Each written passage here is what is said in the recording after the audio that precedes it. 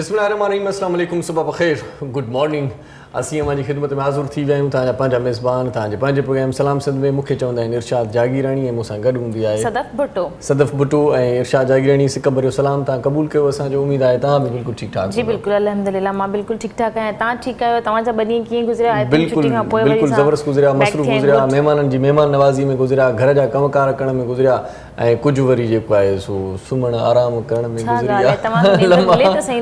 असांखे छुट्टी जे दौरान इहो टाइम बि कोन मिलंदो आहे। तव्हां वरी औरतूं वरी ईअं कंदियूं आहिनि छुट्टी वारे ॾींहुं, मोकल वारे ॾींहुं वरी वॉशिंग मशीन हणी वठंदियूं आहिनि, कपिड़ा धोईंदियूं आहिनि। मां कोन धोईंदी आहियां कपिड़ा। तव्हां बाक़ी छा कंदियूं आहियो? तव्हां पंहिंजो मुश्किल ॿुधायो, तव्हां छा कयो? मां पंहिंजे पाण खे टाइम ॾींदी आहियां, फेशियल कंदी आहियां। माशाल्लाह माशाल्लाह माशाल्लाह, चेहरे में तंहिंजे करे निखार ईंदो थो वञे, तंहिंजे करे हुस्न अञा वधीक वाधारो थींदो थो वञे। माशाल्लाह, अलाह साईं तव्हांजी चमक ऐं तव्हांजो हुस्न, तव्हांजी सूंहं बरक़रार रखे।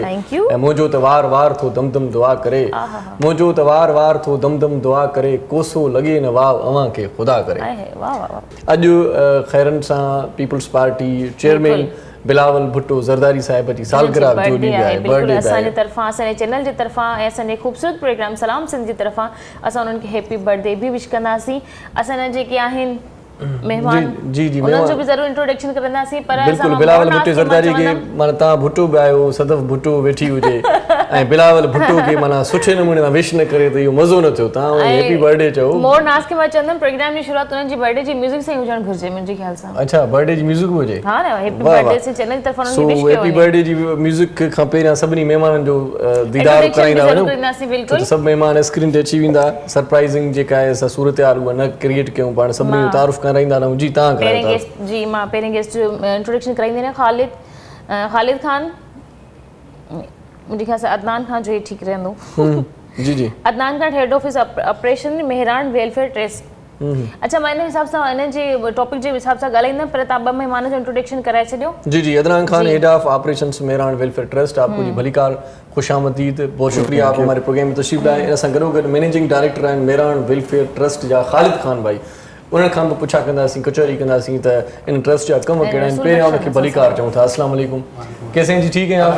बहुत शुक्रिया आप हमारे प्रोग्राम में तशरीफ़ लाए। इन खां सवाइ सीनियर सहाफ़ी बि असां सां गॾु आहे, मेंबर आहिनि KU जे जा, ऐं हिकिड़ो ॾाढो सुठो मैगज़ीन बि कढंदा आहिनि। उन मैगज़ीन जो तारुफ़ बि थोरी देरि में तव्हां मां ज़रूरु दीदार कंदमि। पढ़ी बि वरितो आहे मुंहिंजे ख़्याल में। हां, थोरो घणो।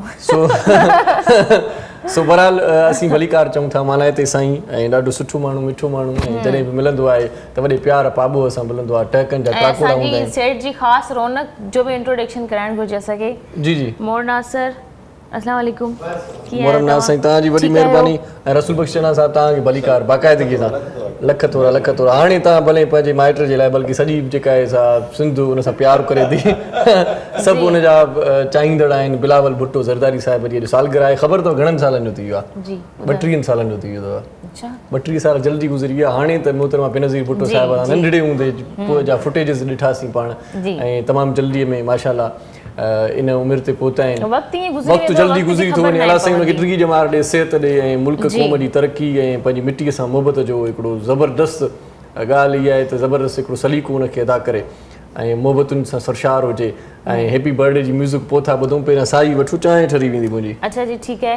नाज़रीन, हलंदासीं हिकिड़े नंढड़े कमर्शियल ब्रेक जे तरफ़। ब्रेक खां पोइ जल्द वापसि था अचूं। असां सां गॾु अचो, असांजे प्रोग्राम में जल्दी जल्दी कॉल करे शामिल थी वञो। तव्हां पंहिंजा सवालात बि पुछी सघो था। जेकॾहिं तव्हांखे का प्रॉब्लम आहे, को मसइले जो हल पुछणो आहे, तॾहिं जे लाइ बि असांजे प्रोग्राम में कॉल करे शामिल थी वञो। हलंदासीं ब्रेक जे तरफ़। ब्रेक खां पोइ जल्द वापसि था अचूं। असां सां गॾु रहिजो। सलाम Sindh.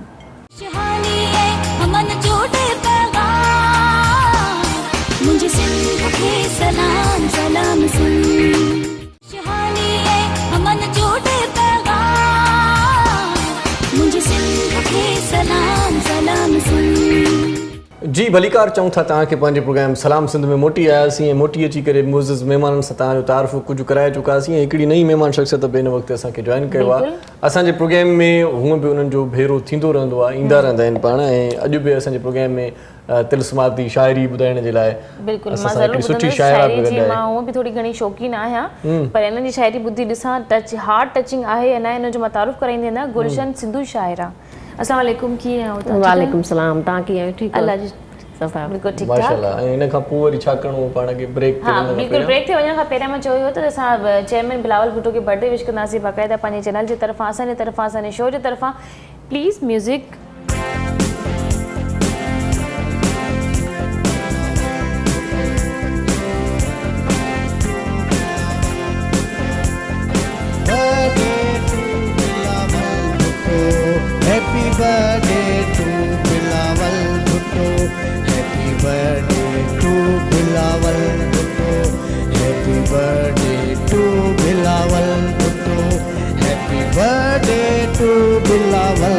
Bhutto, happy birthday to Bilawal Bhutto. Thank you so much. हाणे नाज़रीन हलंदा से पंहिंजे प्रोग्राम जे तरफ़, पंहिंजे महिमान जे तरफ़ उन्हनि सां कंदासीं कुझु सवालात। मज़ो आयो न? माशाल्लाह, पर ये जेके बि सवाल कयो उहे अमुन अमान सां हुजण घुरिजनि। अच्छा, अमुन जो आलम ई ॾींहुं आहे। गैर सियासी न हूंदा। का बि तव्हांखे जेकी ॾिसो था उहे अमुन सां रहो, मोहबत सां रहो ऐं प्यार सां रहो। प्यार ॾियो, प्यार वठो। मोहबत खां सवाइ कुझु बि न आहे। ऐं मोहबत ई आहे जंहिंजे करे असीं सभु हिते मिलियल आहियूं, असीं सभु हिते गॾियल आहियूं। का बि अॼु शरारत न कजो, का बि ईअं माना शैतानगिरी न कजो। सो बहरहाल अॼु असां अमुन ते तमामु घणो ॻाल्हाइण वारो हुयासीं, पर हाणे ॻाल्हि इहा आहे त मुज़ महिमान सां जेके न ॻाल्हाईंदासीं त पाण कचहरी कंदासीं न, पोइ माण्हू चवंदा त बाक़ी प्रोग्राम कयो छो था। बिल्कुलु माण्हू चवंदा त बाबा महिमान छो घुराया अथव। सो मुज़ महिमान असां सभिनी खे भलीकार चऊं था। शुरूआत कयूं था अदनान खान खां, हेड ऑफ ऑपरेशंस आहिनि मेहरान वेलफेयर ट्रस्ट जो। क्या होता है मेहरान वेलफेयर ट्रस्ट का काम और किस तरह से जारी व सारी है, ये बताएं। मेहरान वेलफेयर ट्रस्ट 2013 में रजिस्टर कराई थी हमने। अच्छा। कराची से, ठीक है। उसके बाद से हमारा जो ऑपरेशन स्टार्ट है, हम लोग पूरे पाकिस्तान में हमारे ऑपरेशन चल रहे होते हैं। हम लोग हेल्थ पे काम करते हैं, एजुकेशन पे हमारे प्रोजेक्ट्स हैं, हमारे वाटर पे है, क्योंकि पानी का बहुत बड़ा मसला है पाकिस्तान के अंदर, तो वाटर का बहुत अहम प्रोजेक्ट है। इसके अलावा हमारा मसाजिद का बहुत बड़ा प्रोजेक्ट है। तो पाकिस्तान में हमारा टारगेट ये है कि अल्लाह के 99 नाम पे 99 मस्जिदें बनाई जाएं। अच्छा। तो अल्हम्दुलिल्लाह 40 मस्जिदें अल्लाह के नाम पे कंप्लीट हो चुकी हैं, 14 ऑनगोइंग है जो अभी चल रही हैं। अच्छा। तो इसके साथ हमारा वुमेन एम्पावरमेंट पे भी काम होता है, वोकेशनल सेंटर्स हम लोग करते हैं, अवेयरनेस का लिए काम करते रहते हैं। तो बेसिकली मेहरान वेलफेयर ट्रस्ट जो है ना, किसी एक एरिया को टारगेट नहीं करता। अच्छा। हम किसी एक जगह पे काम नहीं, हम ऑल ओवर पाकिस्तान जहाँ पे हमारे एक्सेस है, जहाँ लोगों की ज़रूरत है। और अभी जैसे आपका कराची में फ्लड था, बारिशों के बाद जो है उसमें हमने काफ़ी राशन का किया। कोविड में हम लोगों ने तकरीबन 5000 ख़ानदानों को राशन तकसीम किया है। अच्छा माशाल्लाह। और वो भी हमने ऐसे ही किया है कि लोगों के घर पे जाके, आप अगर ऐसे खड़े होके कहीं पे आप करोगे तो वहाँ डुप्लीकेशन हो जाती है। सही से किस एरिया में गए आप? कहीं हम नजर लोग तो नहीं आया मुझे। हमारा कराची में जो हुआ है वो हमारा यूसुफ गोड में हुआ अभी। अच्छा। यूसुफ गोड तो बहुत बुरी तरह मुतासर हुआ है। अच्छा अच्छा, सही सही। ठीक है, उसकी तो हम आपको वीडियोस भी दिखाएंगे और सारी चीज़ें। अच्छा अच्छा। यूसुफ गोड में काफ़ी हुआ। कोविड में हम लोगों ने जो है वो सुरजानी में किया था। अच्छा अच्छा। और हमारा इधर आपका यूपी की तरफ जो है सारी आबादियाँ हैं, उस साइड पे काफ़ी हुआ। गुलशन में जो कच्ची आबादियाँ हैं उस साइड पे हुआ था। काफ़ी जगहों पे मेहरान टाउन में हम लोगों ने 700 ख़ानदान का किया था। अच्छा माशाल्लाह। तो उसके साथ क्योंकि रमज़ान भी था, अच्छा। तो ये है कि दोनों पैकेज एक साथ हो जाते हैं। सही सही। बाकी हमारे जो मसाजिद हैं, फिर मसाजिद में हम लोग क्या करते हैं कि जो बच्चे हैं वहाँ एरिया के, उनको कुरान पाक की तालीम दिलवाते हैं। अच्छा। तो हर मस्जिद में माशाल्लाह 150, 200, 300 बच्चे हाफिज़ कुरान बन रहे हैं माशाल्लाह। तो जबरदस्त। वहाँ पे एजुकेशन का आपको पता है क्या हाल है। बहुत से पाकिस्तान में तो कई लोगों के फैसिलिटीज़ है नहीं। सही तो सही। दीनी तालीम के साथ फिर हमारी कोशिश ये है कि अभी हमारे स्कूल 2 अंडर कंस्ट्रक्शन है, एक स्वाबी में है, एक सरगोदा में है। अच्छा माशाल्लाह। तो वो कम से कम 300, 350 बच्चों की उसमें गुंजाइश है। सही सही सही। तो दीनी के साथ इंशाल्लाह अल्लाह ने अच्छा। चाहा तो। खालिद खान मैनेजिंग डायरेक्टर, आप मुझे ये बताइएगा, आप लोग का जो वेलफेयर चल रहा है मेहरान का, तो आप इसमें डोनेशन वगैरह किस तरीके से ज्वाइन करते हैं? मतलब आपको डोनेशन लोग देते हैं या आप खुद मांगते हैं उनसे, या आप नीड होती है फिर आप उससे हेल्प करते हैं? किस तरीके से आपका सिस्टम चल रहा है? डोनेशन तो अभी हम लोकली जो है फंडिंग स्टार्ट नहीं की है। अच्छा, नहीं की हम है। एज ए इम्प्लीमेंट पार्टनर जो है, जो INGOs है उनके इम्प्लीमेंट पार्टनर है पाकिस्तान, UK बेस्ड चैरिटीज हैं, वो हम प्रोजेक्ट बनाते हैं, हम प्रपोजल भेजते हैं, वहाँ पे प्रपोज करते हैं, तो वो अप्रूव होता है तो हम यहाँ पे इम्प्लीमेंट करते हैं प्रोजेक्ट। अच्छा, तो आपने इसमें बताया कि वेलफेयर हेल्थ के हिसाब से आप पानी की भी करते हैं। पानी को साफ करने के लिए कोई मशीन्स वगैरह आप लोगों ने लगाई हैं? क्या किया? प्लांट लगाते हैं हम, जैसे लगाते हैं या मतलब आप लगा चुके हैं, फिल्टर करके पहुँचा रहे हैं पानी? हैदराबाद में हमने लगाया है, हालम में लगाया है। अच्छा। टंडो अहमद खान में, टंडो आलम में लगाया है हमने। वहाँ से लोगों को साफ पानी मुयसर हो रहा है? अल्हम्दुलिल्लाह। अभी जो अभी रिसेंटली हमने हैदराबाद में लगाया, हमने बोर किया, तकरीबन 250 फुट बोर किया। उसका TDS जो निकला है 6000 अराउंड, उसका TDS निकला है। अच्छा। सी वाटर पे आप चले जाएं तो वो 10 से 12000 TDS होता है उसमें। सही। तो हमने उसमें फिल्ट्रेशन प्लांट लगाया, अल्हम्दुलिल्लाह अभी 230 उसका TDS हो गया। वो पानी जो हम कराची में हम पीते हैं उससे साफ पानी अल्हम्दुलिल्लाह वो चलिए, लोग अच्छी पी रहे हैं बात वहाँ है। पे। सही। हमारे कराची में या हमारी और जगहों पे पानी का ही सबसे बड़ा मसला है, जी क्योंकि जी, उस दिन पे हम पानी लोग का बात तो करते हैं, ओवरऑल पानी पूरा पाकिस्तान में पानी का बहुत मसला अब है। मसला भी ये हो रहा है कि ग्राउंड वाटर भी ख़त्म होते जा रहा है। आपका जहाँ पे 60 फीट पे पानी आता था, अब वो 100 फीट के भी नीचे आना शुरू हो गया, क्योंकि बारिशें बहुत कम हो रही हैं। उसकी वजह से ग्लोबल आपको पता है वार्मिंग हो गई लेकिन इस है, बार क्लाइमेट बारिशों ने चेंज भी हो रहा अपना है, रिकॉर्ड तो तोड़ ये दिया, बहुत उन्होंने ज़्यादा शिकायत का इशूज़ मौका हैं। खत्म कर दिया। अब जैसे दुनिया आगे बढ़ रही है, अब आप देखें कि दुबई में जो सी वाटर को यूज़ किया जाता है, अब हमारे यहाँ भी ये चीज़ों में आना पड़ेगा, क्योंकि आप ये कुदरती इसमें जो है ना, लोगों के पास वसाइल नहीं है। अब आप एक बोर कराने जाएं 250-300 फीट का जो बोर होता है, इतनी लोग कैसे कराएं?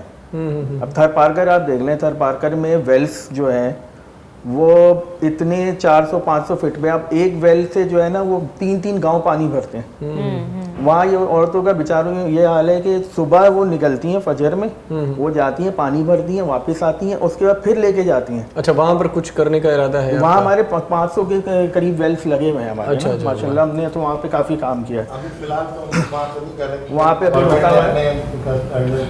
अच्छा, वहाँ पर वाटर प्लांट लगे हुए हैं गवर्नमेंट हाँ, के? फिल्ट्रेशन प्लांट हम लगा रहे हैं, हैंडपंप वहाँ पे हम लगा रहे हैं। अच्छा, वेल्स वेल्स मतलब गवर्नमेंट ने रोका हुआ है वहाँ। तो वेल्स अभी गवर्नमेंट जो ने कहा है कि वो खुद में खाली कुछ कर रहे हैं, सही सही सही। उन्होंने जो सही, सही। यूज़ होने की। अच्छा, रसूल बख्श चना साहब, माशाल्लाह तव्हां सीनियर सहाफ़ी बि आहियो ऐं कल्ह वॾी हिकिड़ी एपीसी बि थी, मियां नवाज़ शरीफ़ बि दीदा दिलेरी सां ख़िताबु कयो आहे, मौलाना फज़लुर रहमान, बिलावल भुट्टो ज़रदारी, सभु माना हुकूमत जे कॾ पइजी विया आहिनि, चवनि था त भाई हीअ हुकूमत आंदी वई आहे। ऐं नवाज़ शरीफ़ त कल्ह माना हुन लतीफ़े वारी ॻाल्हि कई आहे, जेको फनकार हिकिड़ो ॻाए पियो उस मरो न ॿुधिजांइ, फनकार हिकिड़ो ॻाए पियो, हमरा हिकिड़ो वेठो चई बाबा तूं भले ॻाए, मां ॻोल्हियां हुनखे थो जेको तोखे वठी आयो आहे। चई त असांजी दुश्मनी इमरान खान आहे, असांजी फाइट हुन सां जेको हुनखे वठी आयो आहे। इस्टेब्लिशमेंट हा, त पोइ हाणे इन ते छा तव्हांजी राय ॾियो? कल्ह सभु गॾु थी विया, सभु मुतहद थी विया, ॻाल्हि इहा त छा थियण वारो आहे?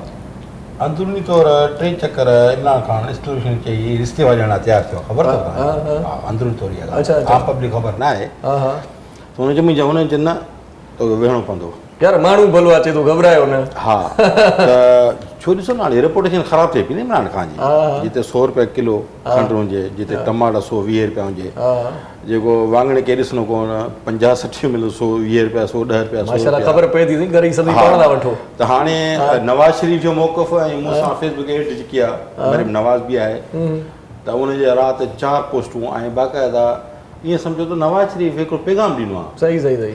त ॾिसो न 172 सीटूं आहिनि, हा हा, ठीकु आहे न, त 14 सीटूं मथे आहिनि इत्तेहादियुनि जूं। त किराइण को मसइलो न आहे, अगरि नवाज़ शरीफ़ ज़रदारी मिली वञनि, हा हा, तव्हां जॾहिं काउंटिंग कंदो त हिन खां वधीक आहिनि। हा सही। पर बिलाल भुट्टे जो बयानु आहे हा हा, 2 हफ़्ता पहिरीं, न पर ईअं धमकाइनि था पिया, कुझु हिकु महीनो पहिरियों शहबाज शरीफ़ बि अंडर प्रेशर रखिणो आहे साईं। हा हा, अपोज़िशन कमु छा आहे? हा हा, कमु कमु न कराइणो आहे, कमु न करणु ॾियणो आहे, न हुकूमत कमु करणु ॾियणो आहे, ऐं न पाण कमु करिणो आहे। हा सही। अपोज़िशन कमु इहो हूंदो अथव। इहो आहे सॼी शइ मुल्क जी वॾी हिकिड़ी सम्झो त तबाहकुन जी हिकिड़ी रवायत आहे, हिकिड़ी गंदी रवायत आहे, त न पाण कमु करिणो आहे, न अॻिले कमु करिणो आहे। जी। हा, माना हुकूमत कमु करणु न ॾियणो ऐं न पाण करिणो आहे। हा, पर कुझु असांजे शइ मुल्क अहिड़ा आहिनि जेके माना कमु कनि था, सही सही। की तव्हांजा मलेशिया इंडोनेशिया ॾिसो तव्हां। न हूअं हिकु सहाफ़ी जे हिसाब सां तव्हां कलो की एपीसी खे ॾिसो कींदा फ़ाइदेमंद असां आहे मुल्क जे ॾिसूं था त लाइ, APC या को मसइलो गड़बड़ आहे का? हा, न एपीसी में हिकिड़ो पैगाम ॾिनो हो बाक़ाइदा, जेके 11 पार्टियूं शामिल थियूं आहिनि ऑल पाकिस्तान जेको ऑल पार्टीज़ कॉन्फ्रेंस में एपीस में, उनजो वाज़े मौक़िफ़ आहे। हाणे हुननि बाद में प्रेस कॉन्फ्रेंस कई आहे, उन्हनि मौक़िफ़ ऐं एजेंडा इहो ई ॾिनो आहे त कुझु बि थी पए असीं इमरान खान जे बि ख़िलाफ़ु आहियूं, इस्टेब्लिशमेंट जे बि ख़िलाफ़ु आहियूं, ऐं वॾी ॻाल्हि इहा आहे त जेके वठी आया आहिनि इमरान खान खे, हा हा, असां उनजे ख़िलाफ़ु आहियूं। उनखे था ॻोल्हियूं। हा, उहे कहिड़ा? जंग असांजी उन्हनि सां आहे। हे इन यारनि असांखे मज़ो ई न आहे। ऐं हुननि इहो मौक़िफ़ आहे, हुननि इहो बि चयो आहे एपीसी में त असांखे छा पियो आहे त असां जेको हेतिरी एक्सेस रखूं था नवाज़ पाकिस्तान पुलिस वारी वारा, असां गॾिजी वञूं, कंबाइन थी वञूं, त असां त माना जेको हुकूमत ठाहे ईंदासीं। पर असां चाहियूं था त पंहिंजे अफ़ाल जे करे खां पाण अहिड़ो ढेर फैलाव थिए जो केरु माण्हू पंहिंजे मियाँ वारी मां सीट लाइ वोट न ॾे, या वरी सुभाणे ईअं मयार न ॾे त मूंखे मुदो पूरो मूंखे ज़बरदस्ती कढियो वियो, मां लाइ छा न ॾिनो वियो। मां अञा फाड़ा मारियां अॻे। कोन मारे हाणे 2 साल थिया छा कयो आहे को ॿुधायो। को बि हिकिड़ो ॾिसो हाणे ॻाल्हि इहा त इमरान खान जी हालत ख़बर कहिड़ी अथव? जीअं तव्हां लतीफ़ो ॿुधायो, मां लतीफ़ अॻिते थो ॿुधायां नवाज़ शरीफ़ ॻाल्हि कयां, वॾो मज़ेदार लतीफ़ो। सुतो साईं राति जो 12 बजे, सुबुह जो उथियो, वञी तेजी करे मना खणी हालते वञी तेजी तयार थी वेह रहियो आहे अवा सभिनी कॉल कर हा जेके वफ़क़े कैबिनेट वेठा अवा हाणे ॻाल्हि ॿुधो असां ई था कयूं जो सभु कमु थिया पर हाणे ही कंदासीं वरी ॿिए ॾींहुं ॿियो ऐलान अड़े बाबा पेपर वर्क थींदो आहे हिकिड़ो एजेंडा थींदो आहे उन खां पोइ माना को माना हिकिड़ो प्रोजेक्ट थींदो आहे माना इन मकान न सोचा न सम्झा ॿुधो न छो हाणे प्रैक्टिकल तौर ते ॾिसो त नवाज़ी जो वॾो असो आहे पाकिस्तान पीपल्स पार्टी वरी तजुर्बेकार माण्हू ॿई आहे आवाम खे सब्सिडी ॾींदा करप्ट आहिनि को शक न आहे पर सब्सिडी ॾींदा रुपया आवाम ते ॿार न पवंदो पर हिन त लाहे पाए त मूंखे त लॻे थो त हे त जेको वॉशरूम जो टैक्स लॻाईंदो इमरान खान छॾींदो कोन को ॾुखी सूरत हाल थियण वारी तमामु ॾुखी सूरत हाल आहे पर कल्ह मां ॾिठो पए त एपीसी में सभु गॾु वेठा जेके हिक ॿिए खे उअं ई ख़िलाफ़ ॻाल्हाईंदा आहिनि हिक ॿिए जे लाइ माना बाउंसर हिक ॿिए खे हणंदा आहिनि पिया माना कल्ह सभु गॾु खीर खंड लॻा पिया पाण में ईअं थींदो आहे न ॿुधायो मिट बणिजी विया ऐं हिकिड़े माण्हू जे कॾहिं लॻी आहे हा हिकिड़ो वॾो सिलसिलो आहे बहरहाल आदि गुलशन बि असां सां गॾु वेठी आहे आदि गुलशन छा अॼुकल्ह शाइरीअ में तव्हांजे में कहिड़ो तड़को आहे छा था अॼुकल्ह लिखो माशी सूरत अॼुकल्ह जीअं हालात हाज़िरा जेको अॼुकल्ह आहिनि मौजूदा हालतूं असांजूं जंहिंमें ॾिसो था ॿोॾि जी सूरत हाल आहे या छा उन में पैदा थींदड़ जेके हालतूं असांजे माण्हुनि सां जेके हींअर वीचारा तकलीफ़ुनि में आहिनि मुश्किलातुनि में आहिनि उन्हनि जी केरु वाहर करण वारो कोन्हे त हाणे ज़ाहिर हिकिड़े शाइर त बुनियादी तरह हसास हूंदो आहे अदा तव्हांखे त ख़बर आहे त उन ते हर शइ जेको आहे न जल्दी असरअंदाज़ थींदी आहे ऐं हू जॾहिं लिखंदो आहे त पोइ उहे हालतूं जेके असांजे आस पास आहिनि उनखे पंहिंजे लफ़्ज़नि जो रूप ॾेई ऐं शाइरी वाई गज़ल सिंफुनि तव्हां केतिरे अर्से खां शाइरी था कयो मूं 1992 खां स्टार्ट कयो काफ़ी मतिलबु तव्हांखे 32 इयर्स थी विया ॿाराणो अदब जेको आहे सो स्टार्टिंग ई मुंहिंजी पहिरीं मतिलबु मूं ॿारनि लाइ लिखियो शुरूआति मुंहिंजी ॿारनि जे अदब सां थी छो त मां सम्झां थी ॿारनि जो अदब जेको आहे न तमामु ज़रूरी आहे असांजे मुस्तक़बिलनि ऐं जेसि ताईं असां पंहिंजे मुस्तक़बिल खे सही शइ न ॾींदासीं न अदबी हिसाब सां त मतिलबु असां जेको आहे सो न पेरेंट्स जो किरदारु अदा करे सघंदासीं न हिकिड़ो मुआशरती फ़र्ज़ु जेको चऊं असां उनजो किरदारु सही तरीक़े सां अदा करे सघूं था जेकॾहिं असां ॿारनि जे अदब ते नथा लिखूं मिज़ाह ते बि लिखणु खपे मूं मिज़ाह ते बि लिखियो आहे मिज़ाह लिखियो आहे ॿारनि जो अदब लिखियो आहे माशाल्लाह क़ौमी शाइरी ऐं जनरली ॿिया जेके सब्जेक्ट अचनि था शाइरा तव्हां शादी खां पहिरियां हुयो को थियो पहिरियां आई हुयसि मां हा 90 मतलब 98 जी ॻाल्हि था कंदम 32 इयर्स ओल्ड मनाने पोइ पोइ त वरी न वधीक दर्द आयो हूंदो न शाइरीअ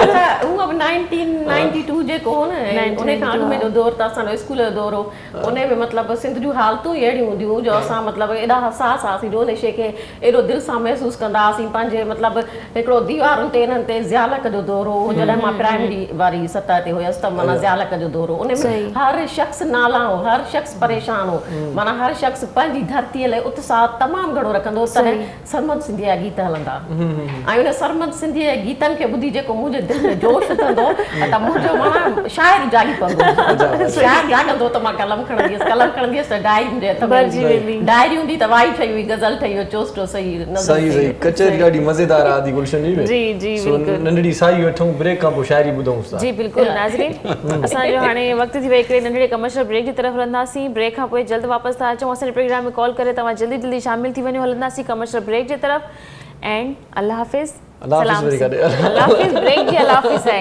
तव्हां मूंखे ते ॻाल्हि कंटिन्यू थो करणो अल्लाह हाफ़िज़ सलाम सलाम त चयो आहे असां अञा हिते गॾु आहियूं ऐं अलाह तव्हांजो आमीन असर मुई हूंदो आहे सो नंढड़ी साई वठूं था वञो केॾांहुं वञो ॾिसंदा रहिजो सलाम सिंध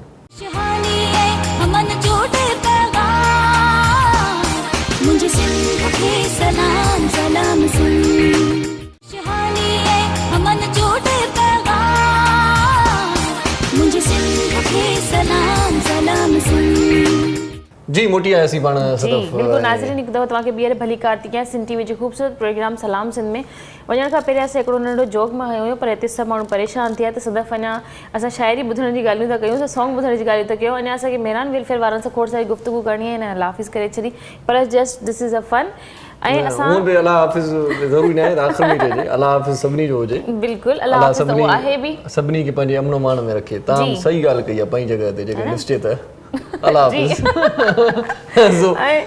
सो गुलशन सिंधू जी शाइरी हा असां ॿुधण चाहियूं पिया कुझु ख़ासि कुझु 4 अल्फाज़नि जी कुझु 2 लाइननि जी ॿुधायो वॾी डायरी दर्दनि सां भरियल आहे ॻाल्हि ऐं जेके डायरी तव्हांजी 4 त हाणे न आहे हूंदी या गज़ल हूंदो आहे या वाई हूंदी आहे या नज़म हूंदो आहे जेकॾहिं तव्हांजी डायरी मिस थी वञे त मूंखे यादि हूंदी आहे अच्छा अच्छा सही चओ त यादि वारी ॿुधायो न न जेको तव्हांखे सही लॻे जेको सफ़ा ताज़ो गर्मा गर्म शेर ॿुधायो। हा बसि मारुनि जा सूर आहिनि। अच्छा वाई आ जी मज़लूम ॾिसी ही मारूड़ा वाह मज़लूम ॾिसी ही मारूड़ा जी झुरी थो पए अल्लाह मज़लूम ॾिसी ही मारूड़ा जी झुरी थो पए मफ़ाद परस्तीअ जे बर चढ़ियल ॾुखिया ॾिसी ॾोथीअड़ा जी झुरी थो पए मज़लूम ॾिसी मारूड़ा जी झुरी थो पए वाह वाह हीअ सिंध समूरी सुॾके पई हीअ सिंध समूरी सुॾके पई सुॾकनि में ॾिसी सांघीअड़ा जी झुरी थो पए मज़लूम ॾिसी मारूड़ा जी झुरी थो पए केॾी न अंधेर नगरी आहे केॾी न अंधेर नगरी आहे छा छा ॿुधायां साथीअड़ा जी झुरी थो पए मज़लूम ॾिसी मारूड़ा जी झुरी थो पए अंग उघाड़ा ऐं पेट बुखिया अंग उघाड़ा ऐं पेट बुखिया अंग उघाड़ा ऐं पेट बुखिया झुरनि जन था झांगीअड़ा जी झुरी थो पए मज़लूम ॾिसी मारूड़ा जी झुरी थो पए वाह वाह इंसाफ़ जो अंत थिए थो हा इंसाफ़ जो अंत थिए थो जॾ अमन जा वञनि पांधीअड़ा जी झुरी थो पए वाह, वाह। मज़लूम ॾिसी मारूड़ा जी झुरी थो वाह पए वाह वाह माशाल्लाह साईं रसूल बख्श साहब तव्हां त मज़लूम न आहियो न ना मज़लूम ना ज़हनी हम आगे है ना जी आवाना को मसलो ना है बिल्कुल ये बिल्कुल पांचो कम तो मां पांचो कम तो कोया ठीक है ना इवेंट ऑर्गेनाइजर हूं माशाल्लाह घर में असां अल्हम्दुलिल्लाह हर जुमेरात महफिल इनाद कंदा हूं अच्छा भाई मुंहिंजा बचड़ा पुट धी असां चार ॼणा यानी कि मगरिब असां नमाज़ चइनि जी खां महफ़िल इनाद अधु कलाक मुनो कलाक महफिल इनाद कंदा हूं हर जुमेरात सही, माशाल्लाह इहो सिलसिलो मां शुरू पर कयो शायद जेकॾहिं घर में असां वेल वॾो आहे हर तव्हांखे शेर ॿुधाईंदी उन हूंदी खां पोइ ख़बर छा वॾी ॻाल्हि आहे त जॾहिं अलाह साईं चए थो तव्हां मूंखे यादि कयो माना निमाज़ पढ़ो हा नेकी कमु कयो निमाज़ पढ़ूं था दुरूद शरीफ़ पढ़ूं था क़ुरान मजीद पढ़ूं था दुआ पई थी करे सही मसला सभु हल थियनि था सही सही त हाणे सही ॿुधायो त मैगज़ीन चीफ एडिटर आहे ॿुधो न हाणे नओं किताब अचण वारो मथे घर में चीफ केरु आहे चीफ ई आहे न ई आहे अच्छा साईं आहे न चलो जॾहिं मांगी आहे त हिकु असां एप्रिशिएट कयूं था ख़ालिद ऐं हमेशह प्यार मोहबत सां अमन सां जेको न हिकिड़ो भाईचारे सां मोहबत सां रिश्तो हली सघे थो सही बैलेंस हुजणु खपे लाइफ में जी अदनान खान आप मुझे थोड़ा ये बताइएगा अभी जो बीच में लॉकडाउन का इतना बहुत सख्त माहौल चल रहा था बिल्कुल ही 15 दिन से मतलब 6-7 बजे के बाद कोई बाहर नहीं जाएगा मॉल में इतनी सख्ती हो गई थी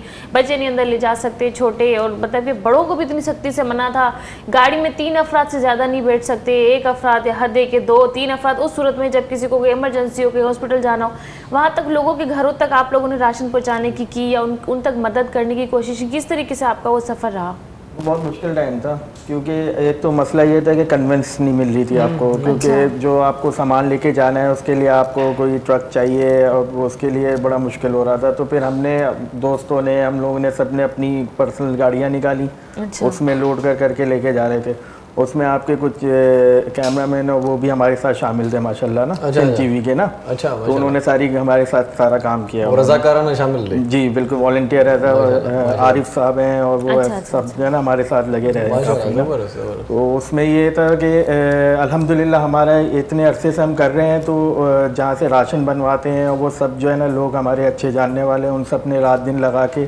हमने एक गोदाम है हमारे पास वहाँ पे पैकिंग हुई सब कुछ हुआ कि पर्सनल गाड़ियों में लेके फिर ये कि पुलिस से आपको लेनी पड़ती थी एनओसी क्योंकि एनजीओस को फिर भी थोड़ा बहुत जो है ना वो अलाउ था ऐसे वक्त में ना सही तो अल्लाह का शुक्र है हो गया उस वक्त में कोशिश करे इंसान तो अल्लाह ताला सब कुछ करा देता है लेकिन लोगों को नीड बहुत थी उसको अच्छा अच्छा अच्छा क्योंकि आप खुद से जो है ना जो रोज के कमाने वाले हैं जब उनका काम बंद हो गया वो क्या करेंगे और बहुत से ऐसे लोग हैं जो नहीं मांगते सही अब जो मांगने वाले हैं ना तो उनका तो हो जाता है गुजारा अच्छा जो नहीं मांगते तो उनका पता आपको कैसे उनका चला? ये क्या हमारे हर एरिया में जो है वहाँ पे हमारी सर्च टीम्स होती हैं सर्वे होते हैं हमारे पास लिस्टें होती हैं अब हम जैसे आप हैं आपने मुझे बता दिया कि यार हम हमारे एरिया में ये घर आइडेंटिफाई कर दिए और इधर जो है ना लोग जो है ना इनको ज़रूरत है और ये नहीं मांगेंगे तो इसी तरीके से आपकी जो है ना आगे काम चलता है सही ठीक है और फिर हम लोग जाते थे उनके घर पे जाके नॉक करके हम उनको देते थे अच्छा इरशाद आपको याद है जब हमारे साथ हमीद भुट्टो थे उन्होंने हमें बताया था कि लोगों के घरों में राशन होते सराते भी हम हमें कॉल करके कहते थे राशन पहुंचाओ ये बहुत होता है तो ऐसे किसी लोगों को ऐसे सही लोग कह रहे हैं, हैं। ये फिर नाइंसाफी है ना ये जिनका हक है उन तक वो हक पहुंच नहीं रहा लेकिन बहुत सी एनजीओज क्या करती हैं शौक सबको है करने का, जज्बा सबके अंदर है, लेकिन अब जो है ना एनजीओ का काम, चैरिटी जो है ना एक पूरा सेक्टर है, एक पूरी ऑर्गेनाइजेशन को चलाने का नाम अलग है, अब बहुत एडवांस हो चुका है। क्योंकि हम जो कर रहे हैं ना, हम यूके लेवल को मैच कर रहे हैं, हम पाकिस्तान लेवल वाला काम नहीं कर रहे हैं। अब यहाँ लोग जज्बात में निकल जाते हैं कि भाई ट्रक लो निकल जाओ। क्या होता है जब वो वहाँ खड़े होते हैं, लूट मच जाती है, एक खानदान के 4-4 लोग आ जाते हैं, आपको कैसे पता? हमें कैसे पता चला? आईडीज तो अलग है ना, ठीक है ना, आपको नहीं पता आप 4 घर में जा रहे हैं। तो इसके लिए प्रॉपर आपके पास जो है ना पूरा सिस्टम होना चाहिए। आप ये काम करते हुए आ रहे हो, आपके पास लिस्टें होती हैं, आपके पास पूरी टीम होती है जो टीम वर्क कर रही होती है। अभी जैसे कोई अल्लाह का शुक्र है इमरजेंसी नहीं है, लेकिन हमारी टीम काम कर रही होती है, ठीक है, क्योंकि हमें नॉलेज होती है कि यहाँ पे ये चीज़ की ज़रूरत है, यहाँ पे ये बंदे की ज़रूरत है। अब हैंडपम्प पे आप जाओगे, हर कोई मांगेगा आपसे हैंडपम्प, जिसके घर में लगा हुआ है वो भी आपको बोलेगा, जिसके घर में लगने की गुंजाइश ही नहीं है वो भी मांगेगा। मैं तो ऐसे देखे हैं कि सर क्या बताएं, पैसे वाले प्राडो खड़ी है, वो कह रहे हैं हमारे पास हैंडपम्प दे दो।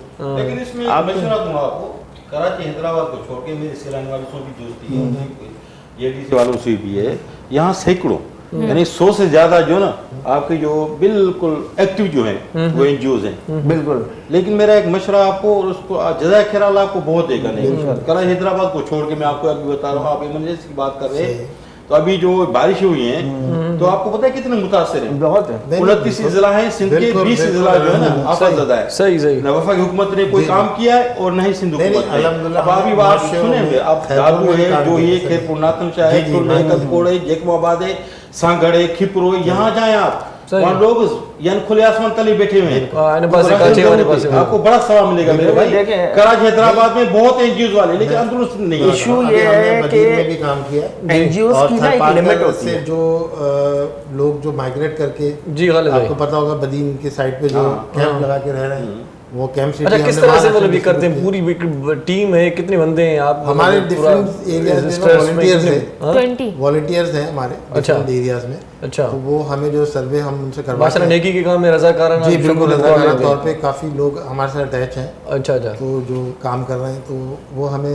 जो हम उससे सर्वे करवाते हैं, उसके बाद हम लोग जो है फिर उसमें अपना जो है जो भी है जितना भी हो सकता है हम डालते हैं। असल में मसला ये है कि एनजीओ की एक लिमिट होती है, गवर्नमेंट की कोई लिमिट नहीं है।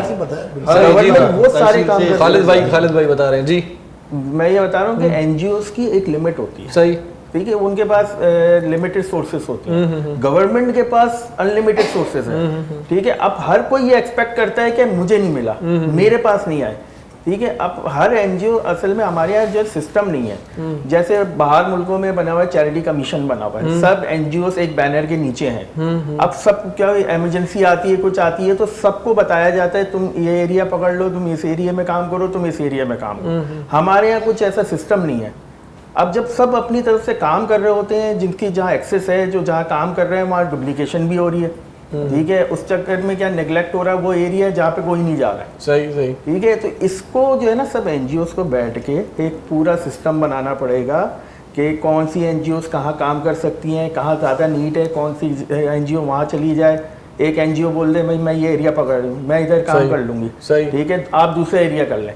अब होता ही है कि जो है ना वो मुकाबला हो रहा होता है, बैनर्स लग जाते हैं, टी शर्टें चढ़ी होती हैं, कैमरे होते हैं, सिस्टम है उसको मैनेज सही नहीं किया जा रहा। सही, सीबीओ के नाम से क्लस्टर है, सही, जिसमें तमाम एनजीओ जो है वो अपना आपको रजिस्टर्ड करती है, सही। तो वो क्लस्टर डिसाइड करता है कि आप कौन कौन से एरियाज में। चलें जी, ठीक है, मूड को थोड़ा सा चेंज करते हैं और गुलशन संधू साहिबा तव्हां का वरी शायरी ॿुधायो त को माहौल जुड़े, बाक़ी हिते त रुॻो मसला ई मसला अथव। मां बि मसइलनि जी शायरी ॿुधाईंदी। जी जी, कायड़ी का शायरी ॿुधायो, नौजवान इलाही प्रोग्राम ॾिसंदा आहिनि असांजो। वाह, कजो इरशाद चवण जी ज़रूरत न आहे। जोश जी जोत जलाईंदासीं, वाह वाह, जोश जी जोत जलाईंदासीं, पंहिंजी ये सिंध सजाईंदासीं। वाह वाह वाह वाह, जोश जी जोत जलाईंदासीं, पंहिंजी ये सिंध सजाईंदासीं, नातो जी जल सिंध सां अज़लऊं। वाह वाह, नातो जी जल सिंध सां अज़लऊं, नातो सो त पिया निभाईंदासीं। वाह वाह, जोश जी जोत जलाईंदासीं, वाह वाह, पंहिंजी ये सिंध सजाईंदासीं। वाह वाह, अजरक टोपिया शान असांजो, हा, अजरक टोपिया शान असांजो, ही ॾिण पिया सदा मल्हाईंदासीं। वाह वाह, जोश जी जोत जलाईंदासीं, पंहिंजी ये सिंध सजाईंदासीं। वाह वाह, सिंधड़ी तुंहिंजे सिंधू अॻियां बस, वाह, सिंधड़ी तुंहिंजे सिंधू अॻियां बस, गीत ख़ुशीअ जा पिया ॻाईंदासीं, जोश जी जोत जलाईंदासीं, पर जीअं सिंध सजाईंदासीं। ऐं असां तव्हांखे हाणे कलाम ॿुधाईंदासीं। हा भले, हा बिल्कुलु, काफ़ियो मिली वियो ना। काफ़ियो मिली वियो न आख़िरी। सो उस्ताद मुहर्रम नाज़ असां गॾु आहे, पंहिंजे मिठड़े सुहिणे अंदाज़ में असांखे सुठो कलाम ॿुधाईंदो। वाह वाह करियो उस्ताद।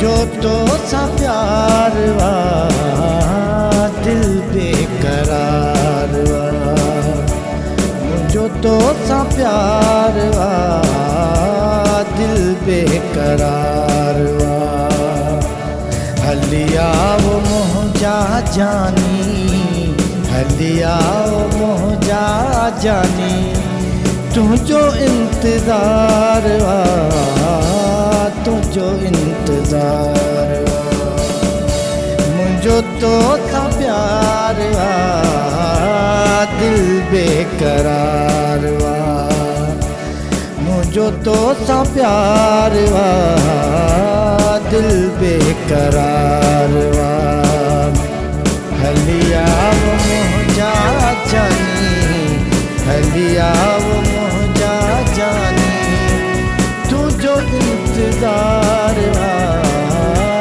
तुझो इंतजार वा, मुझो तो सा प्यार वा दिल बेकरार वा।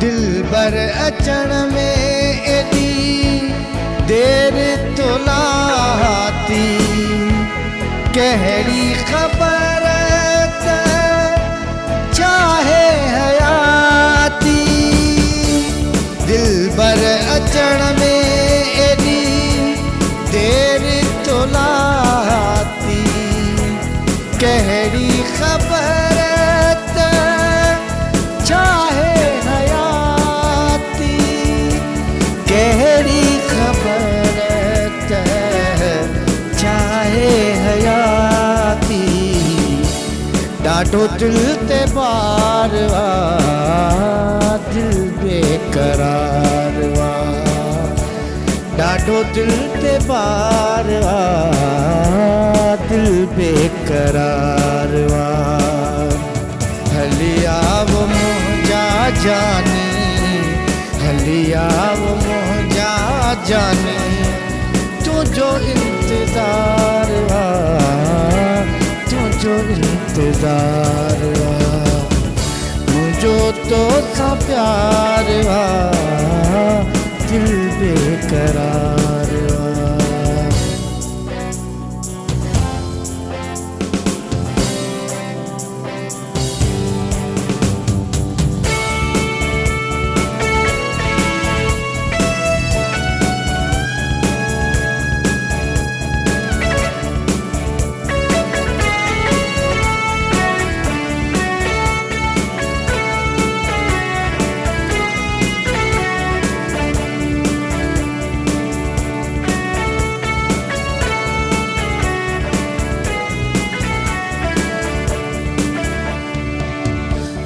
ईंदे अंगण ते भाग मबाया, अहिड़ी जगह जिथे तोखे विहारिया, ईंदे अंगण ते भाग मबाया, अहिड़ी जगह जिथे तोखे विहारिया, ॾाढो इंतज़ार वा दिल बेकरार वा, ॾाढो इंतज़ार वा दिल बेकरार वा, हलिया वो मोहजा जानी, हलिया वो मोहजा जानी, तुझो इंतजार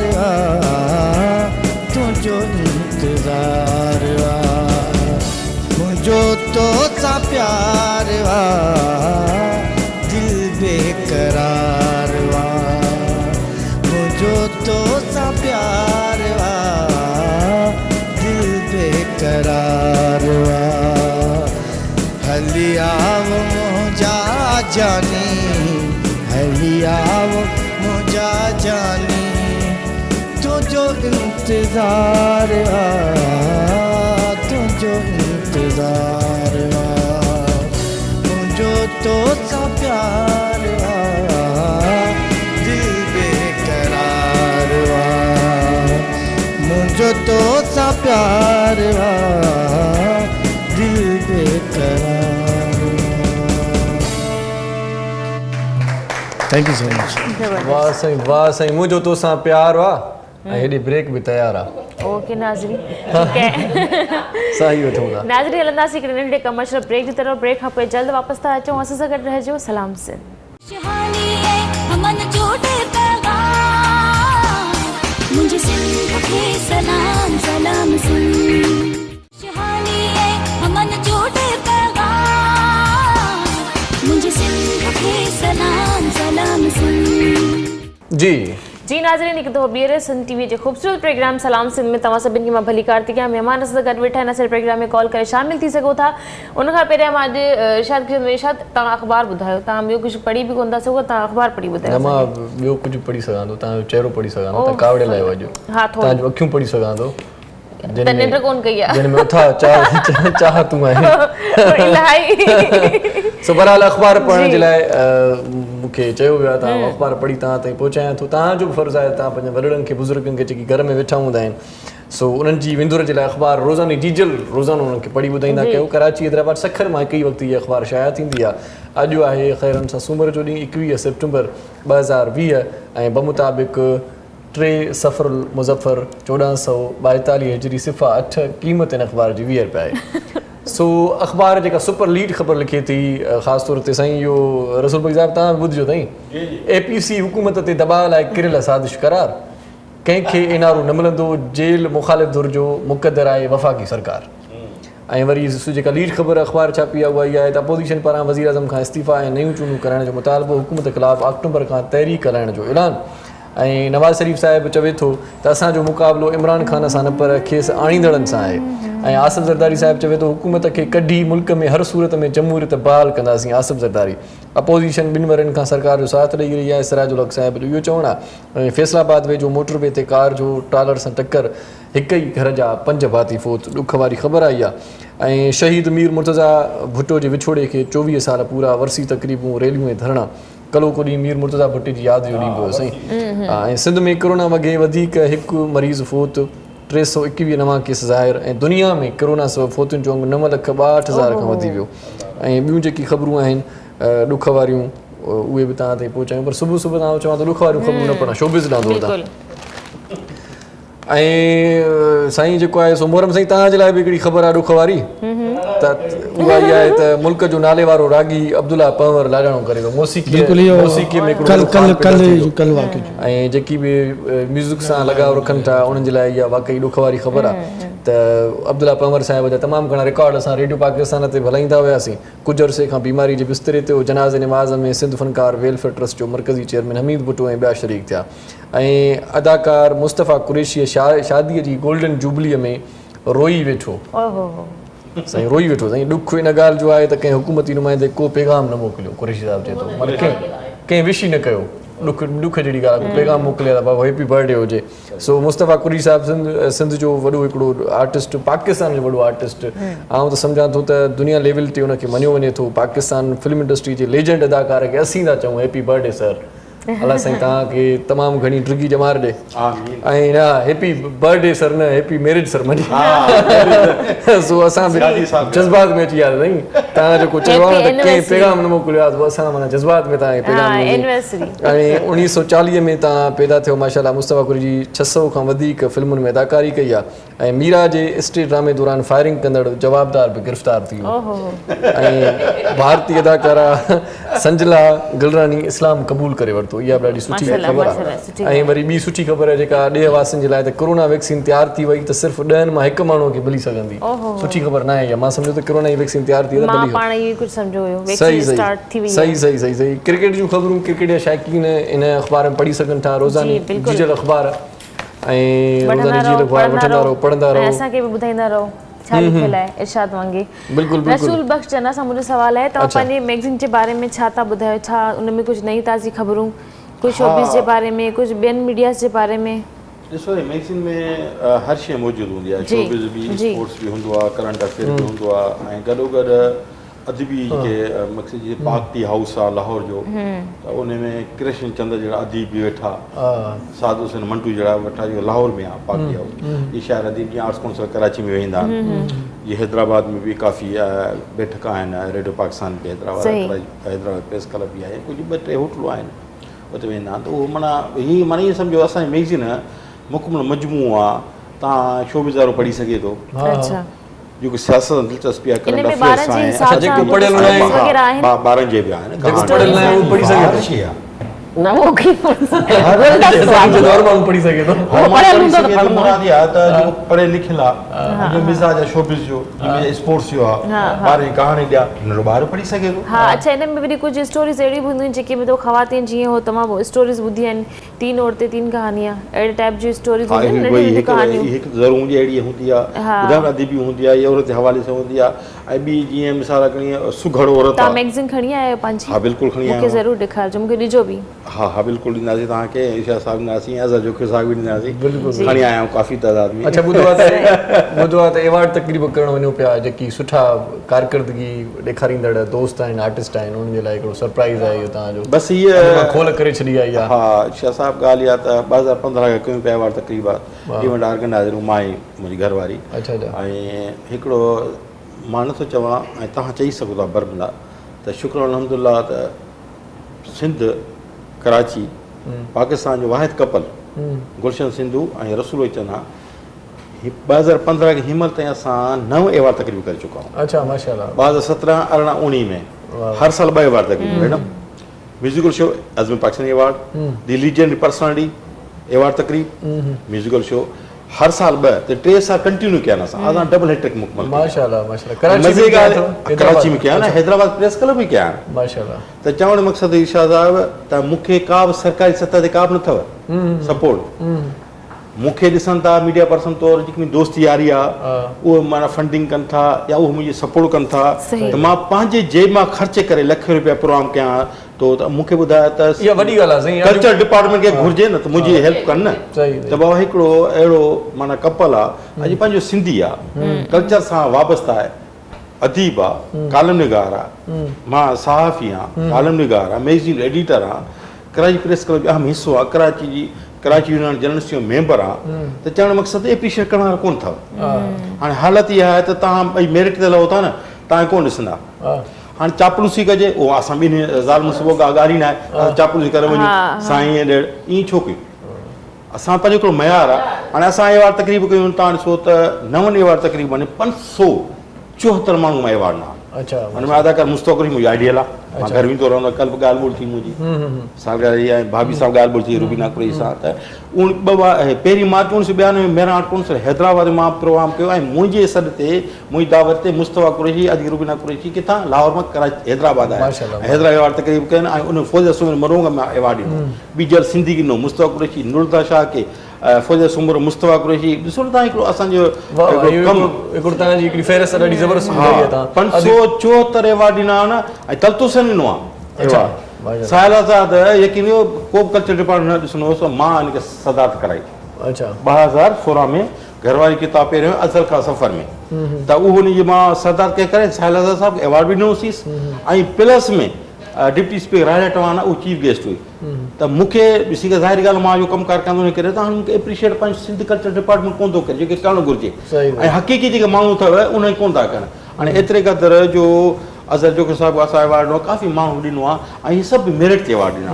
मूंखे माण्हू चवंदा आहिनि यार मिसाल सदर भुट्टो खे एवार्ड ॾियो था, इरशाद जागीर साहिब ॾियो था, त मूंखे चवंदा आहिनि यार हिनजी वर्किंग वाए सवाल, मां चवां ॻाल्हि ॿुधो, तव्हांखे वर्किंग ॾिसणी आहे त तव्हां सलामी सिंध प्रोग्राम ॾिसो ॾिसो न मुंहिंजो कहिड़ो जवाबु ॾियणो ऐं फेसबुक ते तव्हां ॾिसंदो त कंहिं दोस्त खां पुछा कंदो चवंदो यार ही माण्हू माना पॉज़िटिव ज़हनी रखे पॉज़िटिव जवाबु ॾिए थो असांजे वार तकरीब करणु मक़सदु इहो हूंदो आहे त जेके अदीब आहिनि शाइर आहिनि समाजी वर्कर आहिनि सहाफ़ी आहिनि एनजीओज़ वारा आहिनि ऐं उन्हनि खे उन्हनि जी बेस्ट परफॉर्मेंस असां एवॉर्ड ॾींदा आहियूं ऐं मां ॿुधायां थो त अल्हम्दुलिल्लाह तलतो साईं जहिड़ो अदाकार लीजेंड आहे मुस्तफ़ा जहिड़ो असां त घर में जिथे बि आर्ट्स में किथे सुञाणो बाबा चना साहिबु अचो आदि गुलशन अचो केॾी इज़त कनि था सही सही सही माण्हू मिलण वेंदा इज़त ॾियो था त मिले माण्हू मिलण वेंदा उहो असां मिलण वेंदा छो मेरिट का शइ ॿी ॻाल्हि आहे त अलाह जेकी अच्छा ॿी ॾाढी ज़बरदस्त ॻाल्हि तव्हांजी आहे त तव्हां एवॉर्ड तक़रीब पंहिंजनि दोस्तनि सां फोड़ी करे हिकिड़ी कयो था न त मां त अहिड़ा बि ॾिठा आहिनि माण्हू ऑर्गेनाइज़र जेके एवॉर्ड ॾियनि था त वरी एवॉर्ड जेको वठे थो या जंहिंखे नॉमिनेट कंदा हुनखे चवंदा हुआ सहकार बि कजांइ असां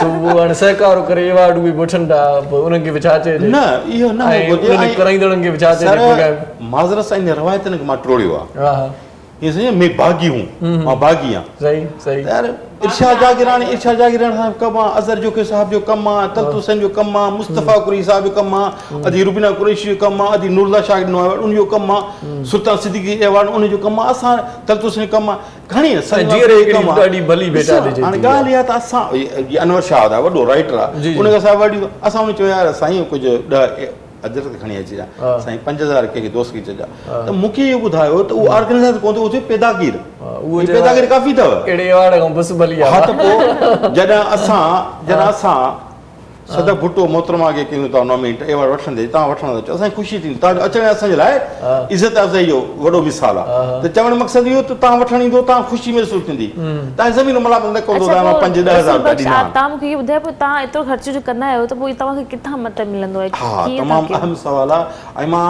ॾुखियो इज़हार बि कयो त मुंहिंजी हिमो भले गुज़ारिश आहे सिंध कल्चर डिपार्टमेंट साईं सरदार शाह साहब मिनिस्टर आहे ऐं अकबर लगारी इन मुंहिंजी गुज़ारिश आहे त तव्हां मुंहिंजी परफॉर्मेंस ॾिसो मूं वटि फाइलूं ठहियल आहिनि बाक़ाइदा हर एवॉर्ड तकरीब जूं 1992 खां एवॉर्ड तकरीब कयां थो मुंहिंजे तक़रीबन केतिरो तव्हां ॿुधायो त तव्हां महिमान खां बि कुझु न वठो कंहिंखे कोई डिमांड कोन था जेके मुंहिंजा महिमान थींदा न मैडम जेके महिमान थींदा ॾिसो एवॉर्ड वारनि न वठंदो आहियां मां एवॉर्ड ॾींदड़नि खे मां कॾहिं न गेस्ट जेके आहिनि उहो मुंहिंजे करे ईंदा उहे चाहे पीपी जा हुजनि नवाज़ जा हुजनि काफ़री जा हुजनि मुंहिंजी सभिनी जा दोस्ती आहे मां सभिनी जा रखियो आहे फिटायो न आहे कंहिंसां वरी तरीक़े सां हलियो आहे हलां पियो थो त उहो मुंहिंजी अहिड़ा माण्हू अथव जेके चवंदा असां महिमान कोन्हे चवंदा असां तुंहिंजी शिकर करे तूं सुठो माण्हू सुठो इंसानु तूं असांखे हमेशह जेके चवंदा आहियूं जिथे कंहिं बि अख़बार नाले चवंदा नंढी वॾी तव्हां असां बयानु छपाराईंदा लॻाराईंदा तव्हां एॾी महिल हले थी माशाला त तव्हांखे न पर नालो न विझिजो कार्ड में महिमान तौरु तव्हांजी गाइबाना मदद कयो अहिड़ा माण्हू बि अथव त मुंहिंजी गुज़ारिश आहे ऐं तव्हां बि इन हवाले सां ॿई वेठा हो मोहतरम तव्हां इहो माना हिकिड़ो अपील कयो हुकूमत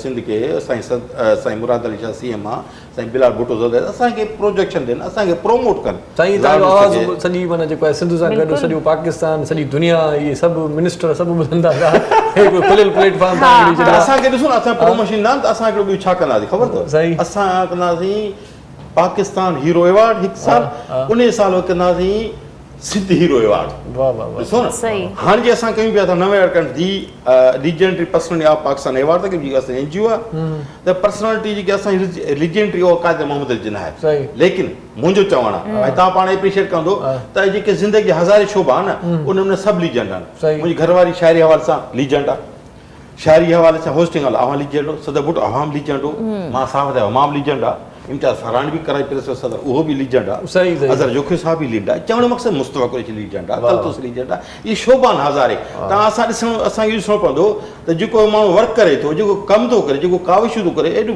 हाणे मूंखे ॿुधायो त हिन दौर में मैडम मां हाल बुक करायां डिनर जो बंदोबस्तु कयां केॾी महांगाई एवॉर्ड कयां रुपया म्यूज़िशियन कयां साउंड कयां हा सॼो कमु कयां पंहिंजे मां ख़र्च कयां ख़ुदा खे कॾहिं नुक़सानु थींदो आहे पर मूं वटि बहादुरानी शख़्स इन ते पाण घरवारी मूंखे चवंदी आहे त तूं एॾो नुक़सानु पता मां चयो न ॿिए वण कमाए वेंदो आहियां मां त वरी महिनत आहे जाखोड़ आहे त वफ़ाक़ी हुकूमत खे परे पंहिंजनि खफ़नि में पर सिंध हुकूमत खे गुज़ारिश साईं सरदार शाह खे अकबर लगारी साहब खे त ख़ुदा जा ख़ुदा ॿाहूं थो ॿुधायां त कल्चर असां प्रोमोट कयूं था गुलशन सिंध रसूल चवंदा त असां प्रोमोट कयो वञे गुज़ारिश आहे महिरबानी माना प्रोमोट भी कयो ऐं तव्हां प्रमोशन भी करे न सही प्रमोशन ॾिसो न ॻाल्हि आहे त असां पाकिस्तान हीरो एवॉर्ड कंदासीं ऐं सिंध हीरो एवॉर्ड कंदासीं कंहिंखे ॾींदासीं मल पलवान कोडो कोड़ी वारनि साईं असां सकाफ़त उजागर कंदासीं न सही सही सही असां त मक़सद हिकिड़ो नवां पैदा करण जी कोशिशि कंदासीं सही हिन ते ॻाल्हायूं था पाण असां सां गॾु अदनान खान साहब भी आए हैं, बिल्कुल, खालिद मां साहब वही आए। अदनान से पूछने अदनान भाई वाली है। वोकेशनल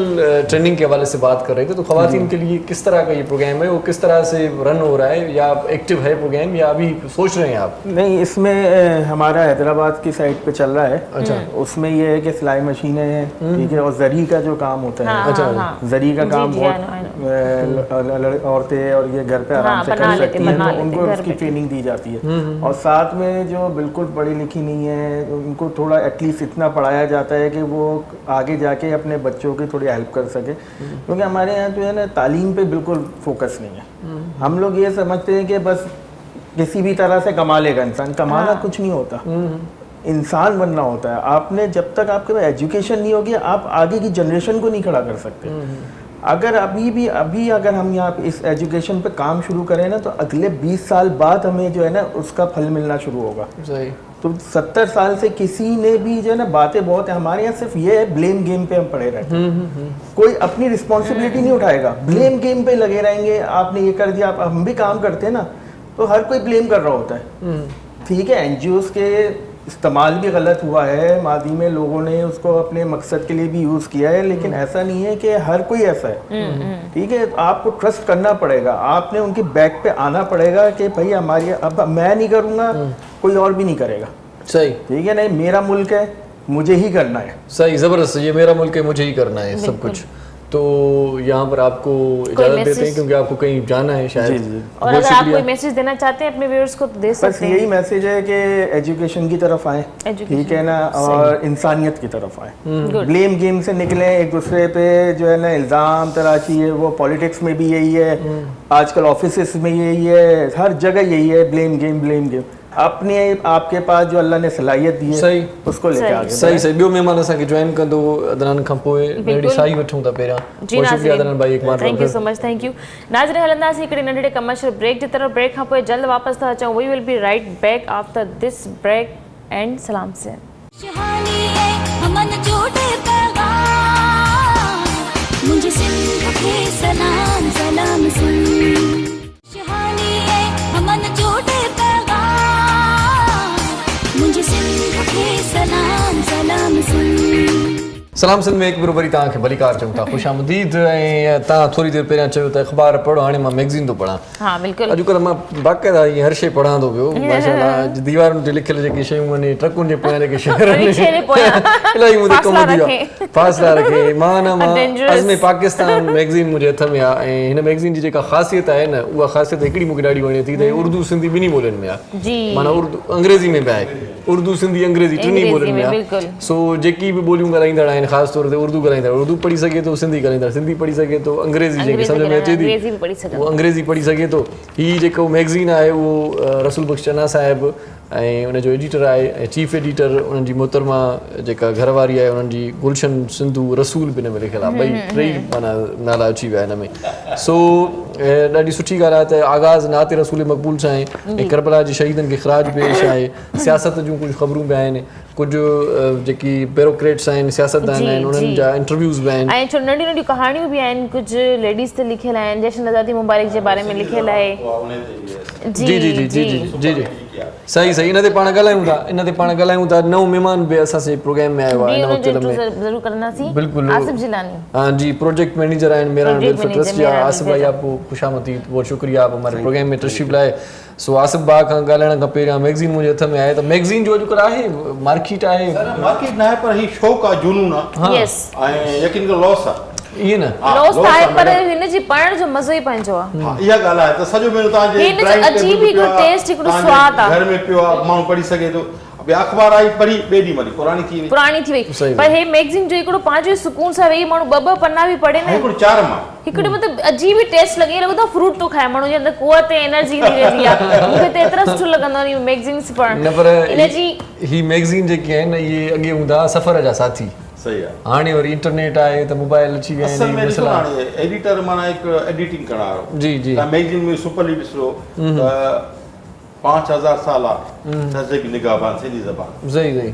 जेको ये 6 महीननि खां जेको ये माना जेकी बि थिए पई सिंधी जे वध जे ख़िलाफ़ वार उन्होंने मुंहिंजे मुंहुं टोड़ जवाबु ॾिनो आहे सही सही सही ॾिसो था सुपर लीग जी अच्छा मूंखे इन मैगज़ीन जे मेन पेज ताईं तव्हां खां मां हिकिड़ो सवाल थी कयां पोयां त माशाल्लाह मोहम्मद क़ादिर जनरल साहब जी तस्वीर लॻल ई आहे इन जे बारे में बि ज़रूरु ॻाल्हाईंदासीं ऐं ज़बरदस्त मां सम्झां थी लाहौर जे म्यूज़ियम में जेके इन जा हे रखियल आहिनि पिक्चर्स उतां जी पिक्चर आहे बिल्कुलु बिल्कुलु उते बि मां घुमी आई इन जो सॼो मां ॾिठो आहे बगीज़ वग़ैरह रखियल आहिनि उनजी गाॾी रखियल आहिनि उनजा कपिड़ा रखियल आहिनि इंदिरा गांधी सां गॾु जेके उनजी पिक्चर्स आहिनि उहे रखियल आहिनि हीअ पिक्चर्स बि सेम उन्हनि जेके बुत ठाहे रखिया आहिनि इहे लाहौर म्यूज़ियम जी पिक्चर आहे सही आहे ठीकु आहे अच्छा विच में हिते सैयद नासिर हुसैन शाह जी मेन एॾी वॾी पिक्चर लॻाइण जो मक़सदु इहे तव्हांजी जेको आहे लोकल में तव्हांजी हेल्प कंदा आहिनि थोरी घणी ॾिसो कल्चर जे हिसाब हिम्मत सां कान कई अथनि पर बेहसियत एडिटर तजिया नगार बि आहियां तव्हां हेल्प कयो मां था ॾिसां पियो त हिन जो कमु वधीक आहे हा अच्छा हालांकि फोकल पर्सन केरु आहे बैरिस्टर मुर्सद अवाब जो पुटु जी जी पर साईं नासिर हुसैन शाह इन करे जो मां पंहिंजे घर जेको आहे सो वेंदो रहंदो आहे अली हाउस ते इस्लाम डिफेंस त मां ॾिसंदो आहियां त ख़ैर ॾिसो न मैडम कमु थिए या न थिए पर मुंहिंजूं 3-4 मुलाक़ातूं मुंहिंजी घरवारी असां हिकु चकर विया अच्छा। गॾु पर मां हूअं अकेलो 3 चकर वियो आहियां अच्छा ऑफिस में वियो आहियां सिंध सेक्रेटरी ऐं घर अली हाउस ते वियो आहियां अच्छा अच्छा साईं नासिर हुसैन शाह अगरि एम डी वाटर जो कमु आहे तव्हांजो कमु आहे मैडम जो कमु आहे केडीए में काई फाइल फाथल आहे मुंहिंजा फ्लैट आहे या कंहिं कब्ज़ो कयो आहे त उहो छॾाइणो आहे त फोन उनखे कंदो हा घणेई कम थियनि पिया था माना चवण मक़सद माण्हू भलो आहे माण्हू भलो सही सही सो आसिफ भाई असांखे ज्वाइन किया आसिफ भाई ये बहुत ही अच्छा काम हो रहा है मेहरान वेलफेयर ट्रस्ट का थोड़ी देर पहले अदनान भाई से भी बातचीत हुई हमारी तो किस तरह से ये आइडिया आया आप सबको किस तरह से सब दोस्त मिल गए और नेकी का काम अच्छाई का काम भलाई का काम करने मुझे में थोड़ा बहुत ये भी लगता है ये ऐसे काम करने से एक रूहानी सुकून भी मिलता होगा आप लोगों को जी जो कहते बिल्कुल हैं ना, कैफियत अंदर भी का बता दें खालीपन। सदफ को कि क्या जी, उस वक्त बिल्कुल। फील करते हैं आप एक अंदर का खालीपन सा होता है जब हम किसी गरीब के घर में खाना पहुंचाते हैं किसी की भी थोड़ी सी भी मदद कर देते हैं एक अलग ही हमें लगता है कि हमारी रूह को एक ग़िज़ा सी मिल रही है आपको भी ऐसा कुछ फील होता होगा और मुझे ये भी बताइएगा कि आपकी और आगे फ्यूचर प्लानिंग कहाँ तक है कहाँ तक आप अपने इस प्रोजेक्ट को ले जाना चाहते हैं थैंक यू बेटा आपने मुझे मौका दिया बात करने का माशाल्लाह और सिंध चैनल का शुक्रिया अदा करता हूँ हमें मौका दिया NGOs को हमारी तो माशाल्लाह बहुत तो सुकून मिलता है हमें दुनियादारी का सब काम करते हैं लेकिन कोई एक अल्लाह पाक के अशरफुल मखलूक़ात की कोई खिदमत करता है तो बहुत अच्छा प्यारा काम मेरे नज़र में ये तो हमारी NGOs माशाल्लाह बड़ा अच्छा काम कर रही है और मुझे जो सुकून मिलता है राशन भूखे को खाना खिलाना बहुत सवाब है और अच्छी बात है भूखे को खाना खिलाना वो उन घरों में जाके देखें जिस घर में फाका है जिस गरीब में यानी खाने पीने का नहीं होता इंतज़ार में रहते हैं बेचारे लेकिन अल्लाह पाक इसबाब बना लेते हैं हम लोग आप जैसे लोगों के ज़रिए माशाल्लाह अल्लाह पाक काम लेता है किस इंसान से अच्छा काम है सुकून में हम बेलोस इसमें खिदमत कर रहे हैं हाँ कोई यानी कि NGO से मुझे सैलरी कोई नहीं ले रहे कोई सब यानी कि बेलोस तो आप लोग अपना गुजारा कैसे कर रहे थे कन्वेंस भी चाहिए आपको फिर गाड़ियाँ भी चाहिए पेट्रोल भी चाहिए अपना घर भी चलाना है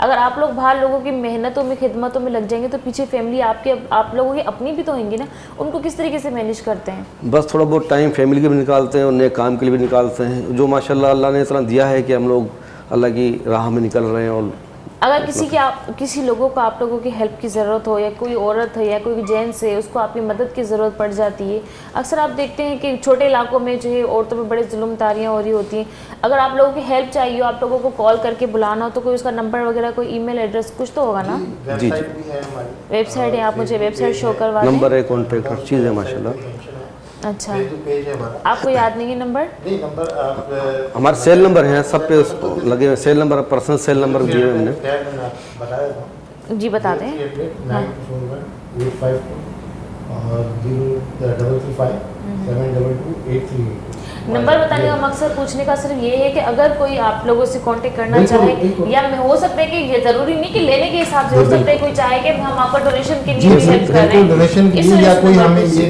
एज ए वॉलंटियर हमें बता दे कि यहाँ पे ये नीड्स हैं और आप यहाँ पे वर्किंग करें और आपका फेसबुक का पेज भी मुझे फेसबुक का मेहरान वेलफेयर ट्रस्ट के नाम से ही हमारा मेहरान वेलफेयर के नाम अच्छा कहाँ पर है खालिद भाई हेड ऑफिस आपका हेड ऑफिस ये हमारा कराची में बेस्ड है और PCHS में हमारा ऑफिस है ब्लॉक 2 में अच्छा अच्छा जी जी PHS में PCHS में अच्छा, अभी एक रिसेंटली अभी हम इंशाल्लाह नेक्स्ट मंथ इस्लामाबाद में अपना ऑफिस खोल रहे हैं बाराखोह में तो वैसे आपकी प्लानिंग्स होती रहती हैं या कोई खुदा न खास्ता कोई कुदरती आफत आ जाए उसके बाद नहीं हो जाता है हमारे ऑनगोइंग जो है ना वो प्रोजेक्ट्स हैं और इमरजेंसी रिलीफ पे भी हम काम करते हैं ऑनगोइंग प्रोजेक्ट्स में जैसे भी आपको अदनान ने बताया कि मसाजिद का प्रोजेक्ट है, स्कूल का प्रोजेक्ट है हमारा, ये चल रहा है।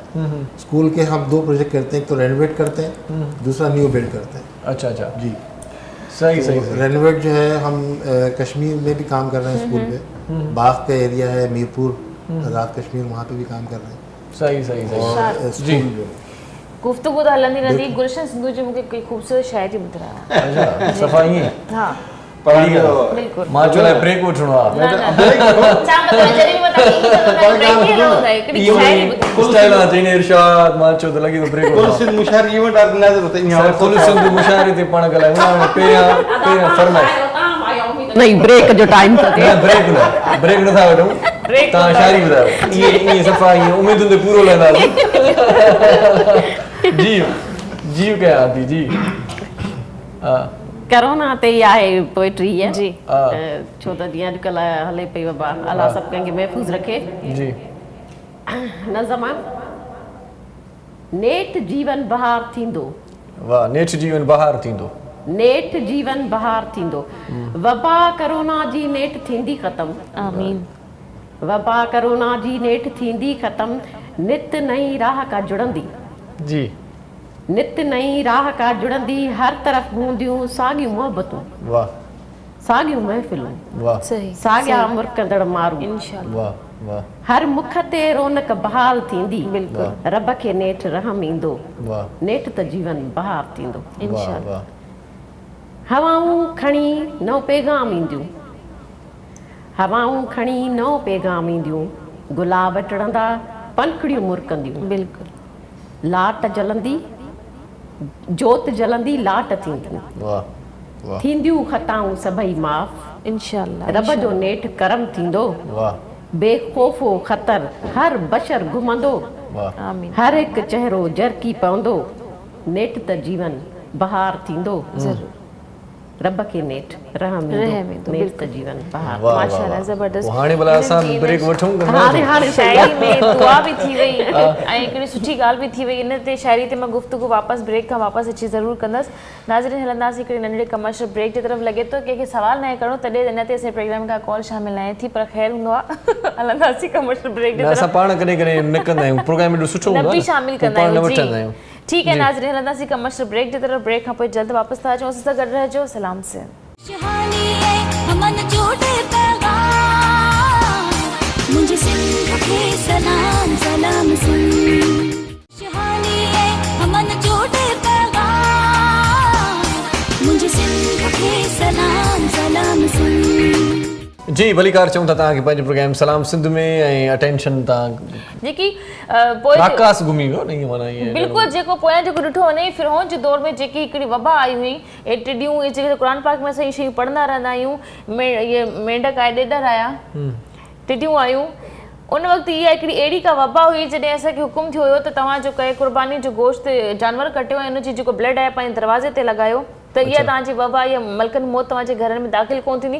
जंहिंजे दरवाज़े ते ब्लड न लॻल हूंदो उन्हनि खे मौत ज़रूरु मिलंदी। त अहिड़ी ई टाइप जी इहा का बीमारी हुई त तव्हां घर जे अंदरि रहंदो त तव्हां सेफ आहियो, घर खां ॿाहिरि निकिरी ॿाहिरि रहंदो त तव्हांखे मलकनि मौत खणी वेंदी। ऐं केतिरो ई पाकिस्तान में त छा सॼी दुनिया में केतिरियूं ई जानियूं हली वियूं, माण्हू गुल बहार ॿार पार्कनि में घुमणु बंदि थी विया, चिकला बंदि थी विया, ॿारनि जा शयूं कोन पियूं मिलनि, ॿार खाधनि पीतनि खां परेशान थी विया। त हिकिड़ी जस्ट इहे सिर्फ़ु इन जूं 4 लाइनियूं न हुयूं सिद्धू गुलशन जूं, इन में जेकॾहिं इन शायरी ते सोचियो वञे त इन में इलाही गहराई भी हुई। अॻिते हलंदासीं आसिफ जिलानी जी तरफ, उन्हनि खां कुछ सवालात कयूं था। ये आप बहुत खामोश हैं, ऐसी आपकी तबीयत ही ऐसी है, फिर आपका काम ऐसे है माशाल्लाह से, आपको तो इतना सारा बोलना चाहिए ताकि लोगों को आप अपनी बातों में कन्विंस कर सकें।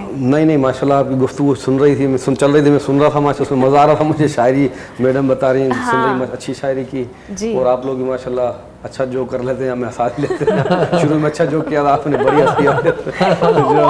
और इरशाद ने बस मैनेज कर लिया। हाँ बस माशाल्लाह अमन का डे, और अल्लाह पाक ऐसे ही हमारे मुल्क में खुशहाली लाए और तरक्की लाए, और ऐसे ही गरीबों के तवस्सुल काम चलते रहे माशाल्लाह, और हमारी गवर्नमेंट को भी अल्लाह पाक ने हिदायत दे जो गरीब तक पहुँचे। और सिंध का तो लॉकडाउन ही था, लेकिन इस वाली जो बारिशों ने जो लोगों के घरों का सत्यानाश किया, इवन यहाँ तक कि मेरे घर में भी पानी आ गया था, इतनी मेरी छतें टपक रही थी, मुझे समझ में नहीं आ रहा था हुआ क्या है। तो आप बिलीव करें कि घरों में यूसुफगढ़ की बात कर रहा हूँ मैं, 4-4 फीट पानी घर में, लोगों का सामान जो है चोरी बेड, करके ले गए। बेड, मैंने सोफे, ये भी हुआ है हमारे चूल्हे, खानदान ये में। पानी में बह गए सब सारे वो बह तो गए। बह गए। अभी जो गटर के मतलब कि उनके दरवाजे के साथ पानी जी। लगा हुआ था, उन्होंने अपना घर खाली किया कि हम जरा अपनी ऐसी कजन के घर चले जाते हैं जिनके दरवाजे के आगे नकल पानी मकान नहीं है, है। यहाँ ताला लगा दो। ताला। एक बड़ी सी गाड़ी हाईरूफ वगैरह उनके दरवाजे के आगे लगी। रात को पता नहीं दोपहर में पता चला कि भाई वो ताला तोड़ के वो लोग अंदर घुसे, सारा सामान उसके अंदर उसमें सेजोर में हाथ के हाथ डाला और वो दरवाजा बंद करके चले गए। मतलब उनका घर पूरा खाली, गोल्ड, पैसे, चीजें, जेवर सब खत्म। इस चक्कर में जो लोग अपना घर छोड़ के नहीं जा रहे, पानी में बैठे हुए रह रहे हैं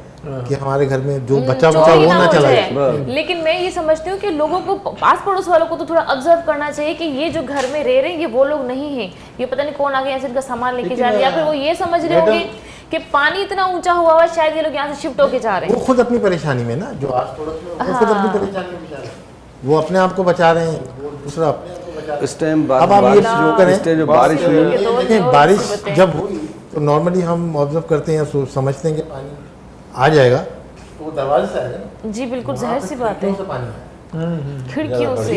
वो मैंने देखी थी, शायद आपको याद है टिकटॉक पे हम लोग अक्सर वो देखते रहते हैं कुछ चीजें, तो बेचारे एक कपड़े वाले की दुकान के अंदर इतना पानी भर गया कि उसके थान के थान 90 साल का रिकॉर्ड टूट गया, 90 साल का रिकॉर्ड टूट गया, इतनी बारिश हुई। हाँ 90 साल का रिकॉर्ड टूटा है, इतनी बारिश हुई है। अल्लाह ने भी इस दफा क्या कि अमीर और गरीब को एक कर दिया, डिफेंस वाले बेचारे डूब गए और गरीब भी अमीरों डूब के गया। घर में मैंने देखा उनके बेड, उनके सूटकेस, उनके कपड़े, वो सब ऐसे तैर रहे थे जैसे कि स्विमिंग पूल में जैसे किसी को बंदा फेंक देता है। अमीर को पता लग गया कि गरीब की क्या परेशानी हालत होती होती है, है। वही अल्लाह पाक ने उनको नहीं दिखा देखिए, दिया। बात बताए क्या कहरे खुदाबंदी है, ये वबा कोरोना हो, ये देखो ना, बात है कि बेसन मुसलमान में खुद अपने आप को कहूँगा कि हम 5 नमाज अदा करें, जी। दूसरे पढ़ें, कुरान मजीद रोज़ाना, मैं तो सिर्फ दिन में 2 बार पढ़ता हूँ, सुबह पढ़ता हूँ और ईशा के बाद पढ़ता हूँ नमाज के बाद। तो ये हम फराइज पूरे भी करें ना तो अल्लाह राजी हो जाए, अल्लाह को राजी करना है, सीधी सी। अल्लाह को राजी करना है। सुबहान रब के राज़ी कजे, पर इंसान ज़ात के राज़ी कजे, बिल्कुल, कल के खुदा जी खिदमत कजे, कल के खुदा राज़ी आहे त अल्लाह पाणी राज़ी आहे। सो मुशाइरो करण वञो पिया, ख़बर पई आहे कुल सिंध मुशाइरो जेको वॾे पाकिस्तान जो पैमाने पहिरियों कपल गुलशन सिंह रसूल चना हा नहीं 9 प्रोग्राम के 9 प्रोग्राम करण वञूं पिया, माशाअल्लाह। सिंध मुशाइरो हैदराबाद में वाह वाह वधी मैडम ॿुधाई इहा माना असां शाइरनि लाइ ख़ुशख़बरी आहे। कंदा आहियूं कराची में, कंदा आहियूं ऐं हैदराबाद में, ॿिन्हिनि शहरनि में। ऐं जेको जून जुलाई में अक्सर हैदराबाद में असांजी हूंदी आहे, पर हाणे जीअं मूं ॿुधायो करोना जी वबा त उन जे करे असांजी डिले थी वई। हाणे इंशाल्लाह असांजी दिसंबर में जेको आहे सो कुल सिंध मुशाइरो ऐं अज़्म पाकिस्तान मीडिया अवार्ड सेरेमनी आहे। हाणे उन जी ऑर्गेनाइज़र मां हूंदी आहे, चीफ ऑर्गेनाइज़र, ऐं जेको दी लीजेंडरी पर्सनालिटी आहे उन जो ऑर्गेनाइज़र ई आहे चीफ ऑर्गेनाइज़र माना असां पाण में गॾु गॾु हूंदा आहियूं, वर्किंग असांजी गॾु ई हूंदी आहे। अच्छा, पर मुशाइरो जेको आहे मुंहिंजे अंडर में हूंदो आहे उहा मां कराईंदी आहियां। जीअं अदीब शाइर थियनि था त ज़ाहिरी ॻाल्हि आहे मां एज़ अ हिकिड़ो पोइटिस, मूंखे उन्हनि शयुनि जी वधीक ॼाण आहे, उन मां में जीअं शाइर मुशाइरो सिंधी या गॾियल हूंदो आहे सभु सभु। या अवार्ड्स डिस्ट्रीब्यूट करण में मतिलबु कहिड़ा सीनियर आहिनि, वाह वाह इहा वाह वाह तव्हांखे घुराईंदासीं न। उन हिसाब सां असांजो सरासर इमदाद हुसैनिया मैडम सहर इमदाद, उन्हनि खे असां अवार्ड माशाअल्लाह ॾिसो, मतिलबु असांजी लीजेंडरी जेके वॾियूं सीनियर्स खे यादि रखणु जूनियर्स जो फ़र्ज़ु बि हूंदो आहे, छो त सीनियर्स जेसिताईं असां सीनियर जी रिस्पेक्ट न कंदासीं त असां अॻिते वधी कोन सघंदासीं। इहो असांजो फर्स्ट स्टेप हूंदो आहे, असांजी तरक़ीअ जो फर्स्ट स्टेप हूंदो आहे। इन करे असां पंहिंजे सीनियर्स खे बि अवार्ड ॾींदा आहियूं। शइ अमेंडमेंट कई आहे गुज़िरियल साल खां वठी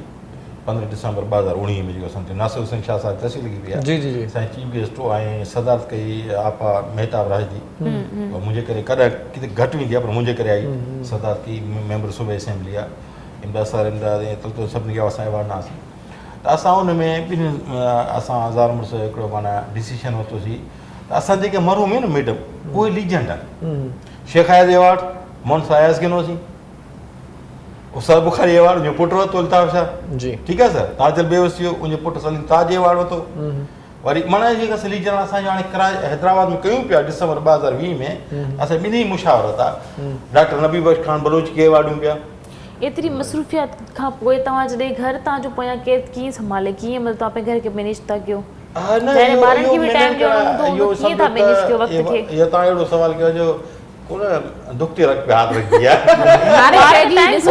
मुश्किलात मसाइल आहिनि। ॾिसो ॻाल्हि इहा त साईं ॻाल्हि जेको सच हुजे सच आहे, जी साईं, न त असां एतिरा पैसे वारा न असां माना सही, विचल सही, क्लास सही। वारा। मां ॿुधायां त मां पंहिंजे हड़ी वणी मां जेब मां अकाउंट पैसा कढी लॻाईंदो आहियां, नुक़सानु थींदो आहे फ़ाइदो थींदो आहे, पर हिन दौर में घटि माण्हू हूंदा इशा साहिबु पंहिंजी शौक़ लाइ कंदो आहे, पर ही असां ॿियनि खे ॾियूं पिया था एप्रिशिएट कयूं था असां एप्रिशिएट केरु कोन थो करे न सिंध गवर्नमेंट करे कल्चर डिपार्टमेंट करे थी न वज़ीर आला सिंध थो करे न सदा शाह करे केरु कोन थो करे हाणे चवण जो मक़सदु त असां जेको हुते कयूं पिया हैदराबाद में डिसंबर 2020 में त इरशाद भाउ 9 खां 10 अहिड़ा लीजर हमीद सिंधी लीजर उनखे अवार्ड ॾियूं पिया इब्राहिम जोए साहिब खे अवार्ड ॾियूं पिया उनजो पुटु वठंदो अवार्ड वठी हसन दस मूंसां गॾु कमु कयो इबरत अख़बार विरत में में उन मरूमी अवार्ड घर वारी वठण ईंदी उहा ई ॻाल्हि आहे न ॾिसो तव्हां कहिड़ो असली कमु आहे जी नबी बख्श कलो कहिड़ो नालो आहे सर हमीद सिंधी तव्हां ॾिसो अब तक जोड़े के अवार्ड ॾियूं पिया सर सही सही सही एतिरी मसरूफियत जे मसरूफ़ बावजूद असां फेसबुक रखाऊं तव्हां शायदि मूंसां गॾु आयो न आयो सही आहियूं असर जो के साहब ॾिसो तव्हां कमेंट्स न लाइक कंदा सर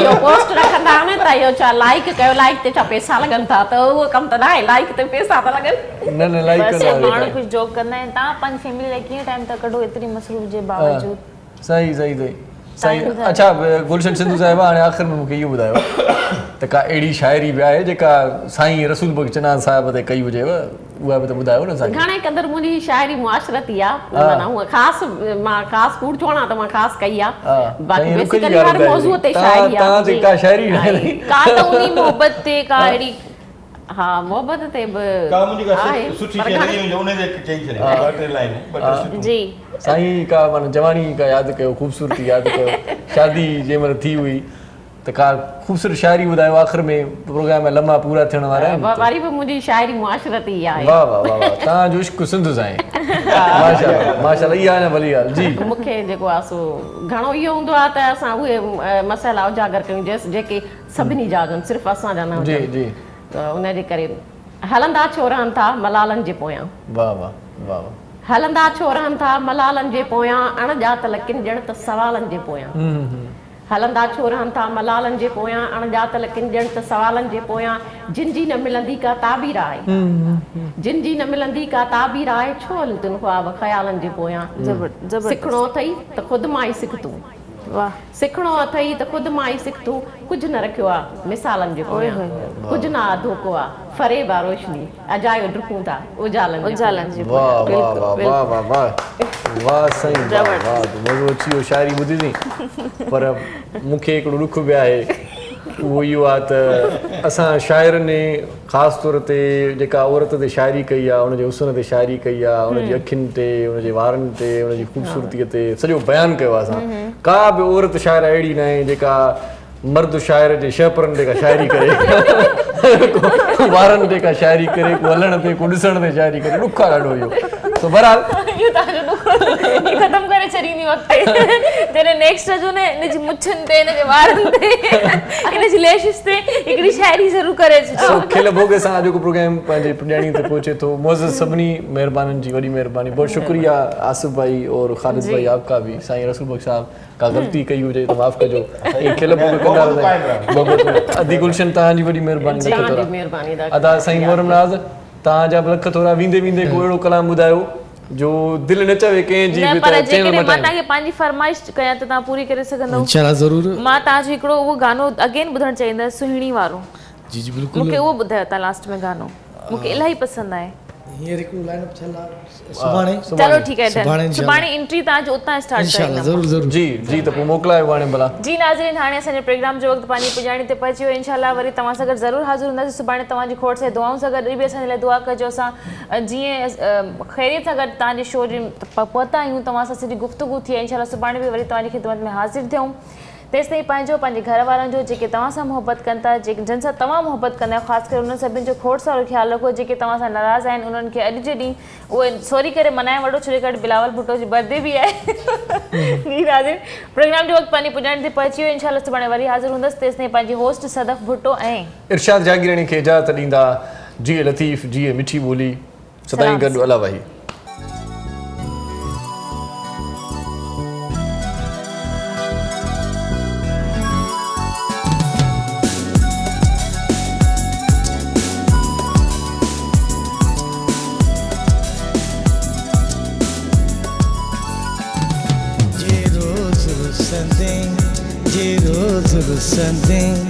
त महणा मिलंदा है महणा मिलंदा ओड़े पाड़े वारा माण्हू तोता मूता खिलंदा ओड़े पाड़े वारा माण्हू तोता मूता खिलंदा जे रोज़ रुसंदे जे रोज़ रुसंदे त महणा मिलंदा है महणा मिलंदा ओड़े पाड़े वारा माण्हू तोता मूता खिलंदा ओड़े पाड़े वारा माण्हू तोता मूता खिलंदा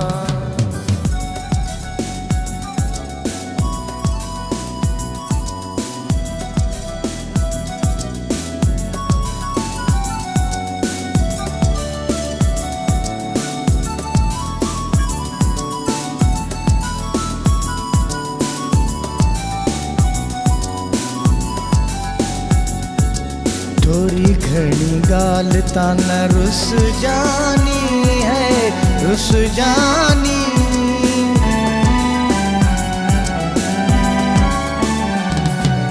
थोड़ी घड़ी गाल तान रुस जानी है रुस जानी तुझी नौकरी दी सजी जिंदगानी ओ तुझी नौकरी दी सजी जिंदगानी जे रोज़ रुसंदे जे रोज़ रुसंदे त महणा मिलंदा है महणा मिलंदा ओड़े पाड़े वारा माण्हू तोता मूता खिलंदा ओड़े पाड़े वारा माण्हू तोता मूता खिलंदा जे रोज़ रुसंदे जे रोज़ रुसंदे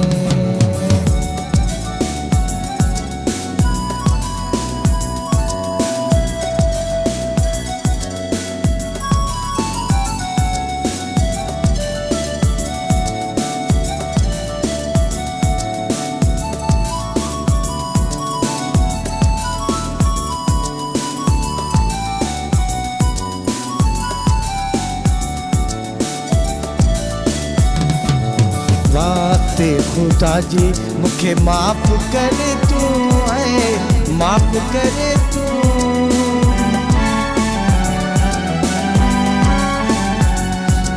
वास्ते खुदा जी मुखे माफ़ करे तू है माफ़ करे तू कट खैर दिल मां दिल साफ कर तू कट खैर दिल मां दिल साफ कर तू जे रोज़ रुसंदे जे रोज़ रुसंदे त महणा मिलंदा है महणा मिलंदा ओड़े पाड़े वारा माण्हू तोता मूता खिलंदा ओड़े पाड़े वारा माण्हू तोता मूता खिलंदा जे रोज़ रुसंदे जे रोज़ रुसंदे त महणा मिलंदा है महणा मिलंदा ओड़े पाड़े वारा माण्हू तोता मूता खिलंदा ओड़े पाड़े वारा माण्हू तोता मूता खिलंदा जे रोज़ रुसंदे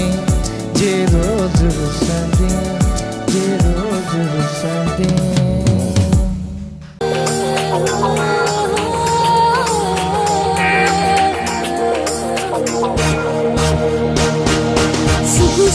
जो पखी अखेर मां उड़रे थो हरी नारी रबखे संभाले निकरे थो हिन सरज़मीन सिंध ते जिए सजो